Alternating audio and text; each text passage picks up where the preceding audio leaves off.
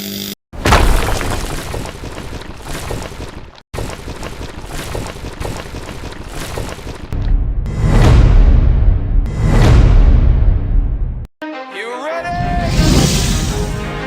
po si Eric Anyag, residente ng Purok 7, Dilain. Nagpapasalamat po ako kay Kong Brian Yamsuan dahil kung hindi sa kanya, hindi mamumulat ang taga-Distrito 2 na may mga programa pala ang gobyerno na pwedeng ibaba sa mga kababayan natin, lalo-lalo na sa mga mahihirap para matulungan. Namulat ang tao na pwede naman pala ang programa ng gobyerno na may baba. Kaya nagpapasalamat ako kami sa kanya dahil naipakita niya na meron palang programang mga ganito.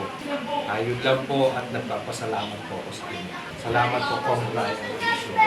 Magandang gabi po sa inyong lahat. Ako po si Lisel Anyag. Una po sa lahat, nagpapasalamat po ako kay Coach Kevin kasi kung hindi po sa kanya, hindi po namin makikilala si Kong Brian Yamsuan. Maraming salamat po sa lahat na nabigyan niyang tulong dito sa amin sa Purok 7, Dilain. Sana po matulungan niyo pa yung iba na nangangailangan. Nasusuporta po kami sa inyo. Kong salamat po sa lahat. Po si Lester Dandan, ang Vice President ng Dilain Neighborhood Association.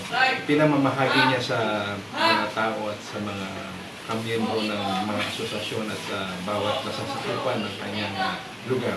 At nagpapasalamat po kami sa lahat ng mga suporta na ginababa niyo sa amin. Marami kayong natutulungan, hindi lang yung mga bata, pati mga senior citizen ay natutulungan yung malaki sa mga programang ginagawa ninyo. Nakasuporta po kami sa inyo hanggang sa dulo. Salamat po. Una sa lahat, thank you po Coach Kevin kasi katulungan niyo po kami dito. Kung Brian Yamsuan po, asahan niyo po yung boto naming lahat dito sa Cairo po. Landslide na po yan. Thank you po.